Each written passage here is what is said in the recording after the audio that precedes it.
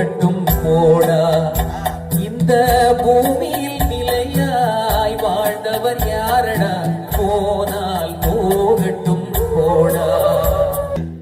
இரவல் தந்தவன் கேட்கின்றான்.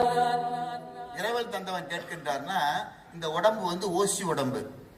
நாம என்ன நினைக்கிறோம்? அப்ப என்ன ஆகுது? இரவல் தந்தவன் கேட்கிறான், முடிஞ்சு போச்சு, குடு திருப்பியா கிட்ட. இரவல் தந்தவன் கேட்கின்றான், அதை இல்லை என்றால் அவன் விடுவானா? இல்ல முடியாது, நான் வரது ஐடியாவா இல்ல, நான் 100 வருஷம் இருந்துட்டு வரலான்னு இருக்கேன், நான் இவ்வளவு ஷேர் மார்க்கெட்ல போட்டுட்டு இதெல்லாம் நான் அனுபவிக்க வேண்டியிருக்கு, பொண்டாட்டி பிள்ளைலாம் இருக்கு, எனக்கு எக்ஸ்டென்ஷன் கொடு, நான் மெதுவா தான் வருவேன் அப்படின்னா விட மாட்டான். அடுத்தது என்ன? உறவை சொல்லி அழுவதனாலே உயிரை மீண்டும் தருவானா?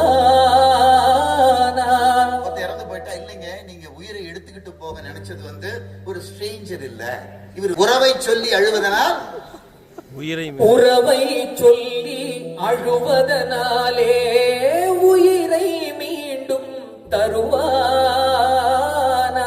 சரி, நீ கத்தி அழுவுற, ஓன்னு கத்துற, கூக்குரல் இட்டு கத்துற, கூக்குரலாலே கிடைக்காது, கத்துனா திருப்பி கொடுக்க மாட்டானா?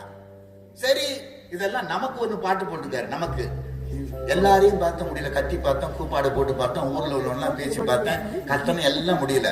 ஒரு கேஸ போட்டு கடவுள் மேல, இது கோர்ட்டுக்கு போனால் ஜெயிக்காது. ஜெயிக்காது ஏன்?